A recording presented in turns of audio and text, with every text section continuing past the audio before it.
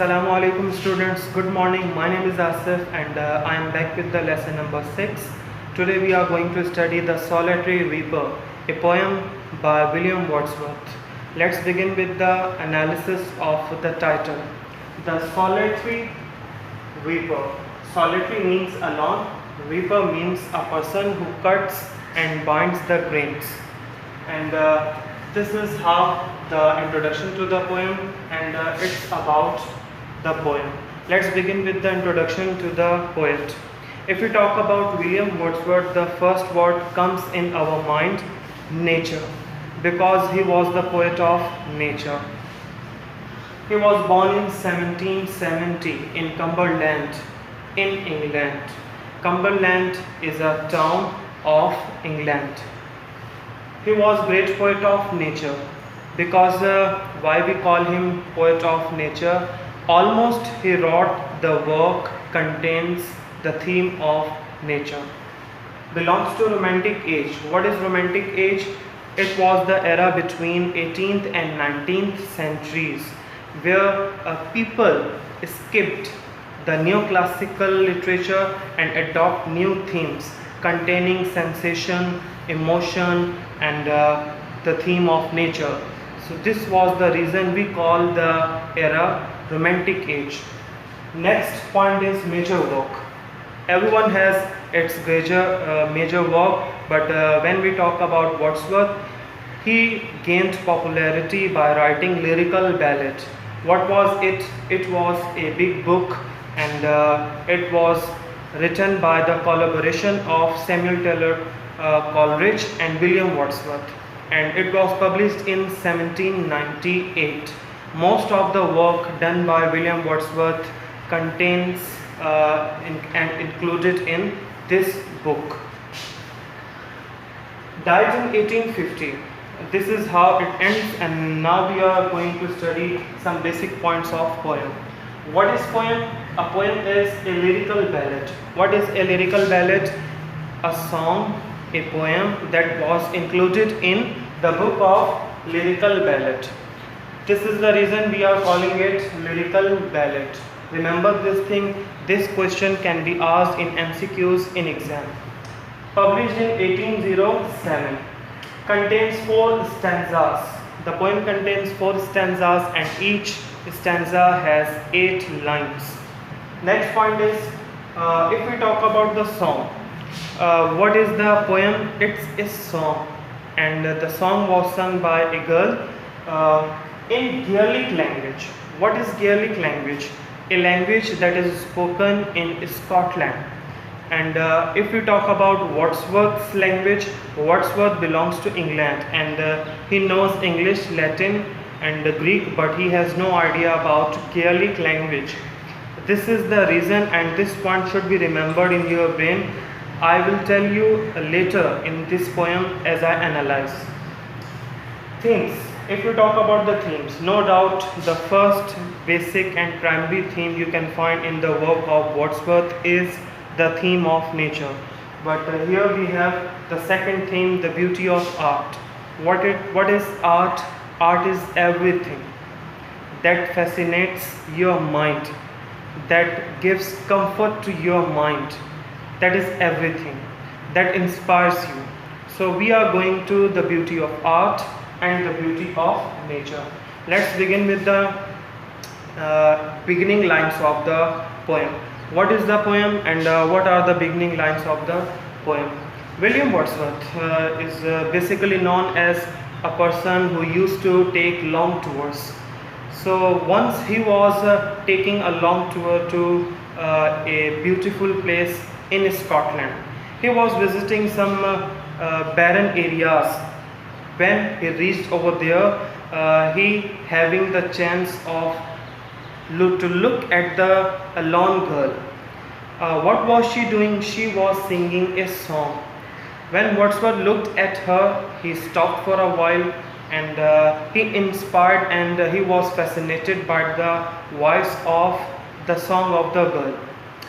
Even he all the moments stored in his mind and went back to his home and wrote the poem on the topic of the girl.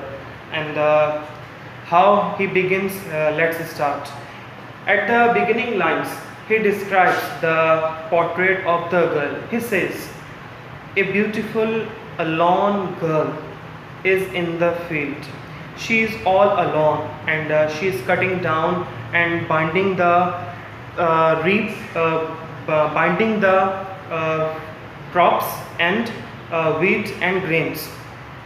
She is singing a song that has a beautiful voice, that has a magical voice, that has a melodious voice, that is more thrilling voice than ever heard by William Wordsworth.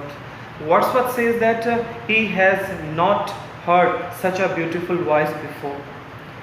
He praises the voice of the girl's song by saying that he has not heard such beautiful and fabulous song by the birds, by the song of the birds sung by nightingale and cuckoo. He gives the examples of two birds that are considered to be having beautiful voice, cuckoo and nightingale. He says both birds have not enough thrilling voice as we compare to the girl's voice. Even he praises the girl's voice with the songs that were sung for the Arabian travelers as they used to take long tours and they used to take rest beneath the trees, and the songs were sung to provide comfort to them. So he says that songs were beautiful, but they were not enough beautiful as we compare to the melodious song of the girl. Even he says that it was so inspiring and it was so beautiful song that was breaking the silence and serenity of the seas.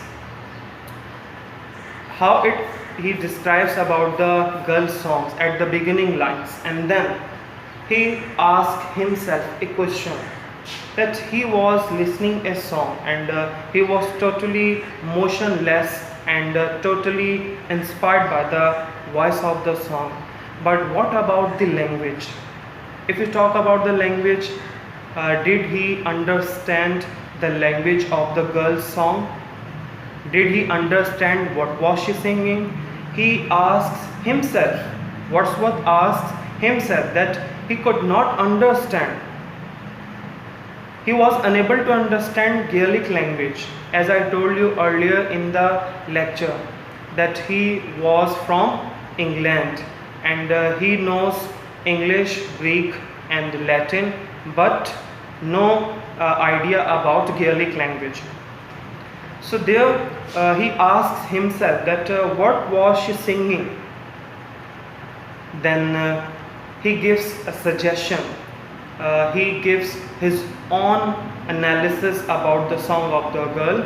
He says that no doubt it was a beautiful voice, but whatever the language she was singing, whatever the words she was using, Wordsworth couldn't understand. But he says she must be singing about some past griefs, because the voice was seemed to be a sad song. The voice of the song was so sad, and it seemed that it was a melancholy song. So he suggests that it was a lamenting song. And what was the grief and what was the reason that she was singing a sad song?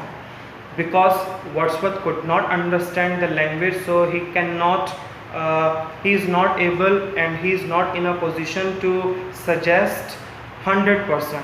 He is suggesting and giving his own analysis after realizing the sad voice, because he says that her voice has such beautiful and lamenting themes, and it seems that that was inspiring the Wordsworth. The voice of the song was inspiring Wordsworth. It seemed that it must be a lamenting song.